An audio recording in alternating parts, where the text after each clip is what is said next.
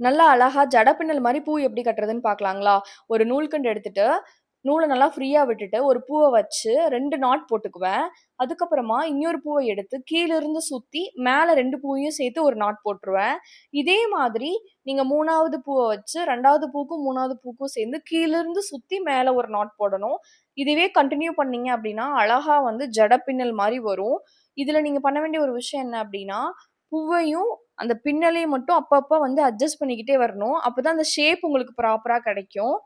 இதிலிருந்து ஒரு சின்ன விஷயம் நான் வந்து சொல்லிக்க விரும்புறேன். நம்ம லைஃப்ல தூரத்துல இருந்து பார்க்கும்போது எல்லா விஷயமும் கஷ்டமா தெரியுங்க.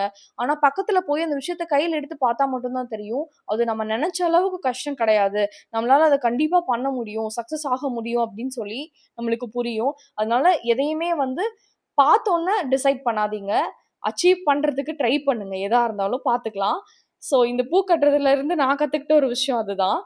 பார்க்க கொஞ்சம் கஷ்டமா தெரியும். ஆனா ரொம்ப ரொம்ப ஈஸி தாங்க. கொஞ்சம் டைம் கன்சியூமிங் அவ்வளோதான். உங்களுக்கு இதுக்கு பேசிக்கா பூ கட்ட தெரிஞ்சா மட்டுமே போதும். ரொம்ப ஈஸி தான்.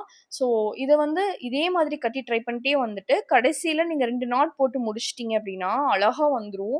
நார்மலா நீங்க ஏதாவது ஃபங்ஷனுக்குலாம் போறீங்கன்னா, ஒரு ஜட பின்னி வச்சுட்டு போனீங்கன்னா, சூப்பரா இருக்கும். ஒரு சில டைம் பார்க்க பிளாஸ்டிக் பூ மாரிலாம் இருக்கும். ஸோ ட்ரை பண்ணி பாருங்க. நம்ம சேனல் லைக் பண்ணி, சப்ஸ்கிரைப் பண்ணி வச்சுக்கோங்க. இதே போல வீடியோஸோட வந்து உங்கள சந்திக்கிறது வரைக்கும் ஸ்டே பாசிட்டிவ். பாய்.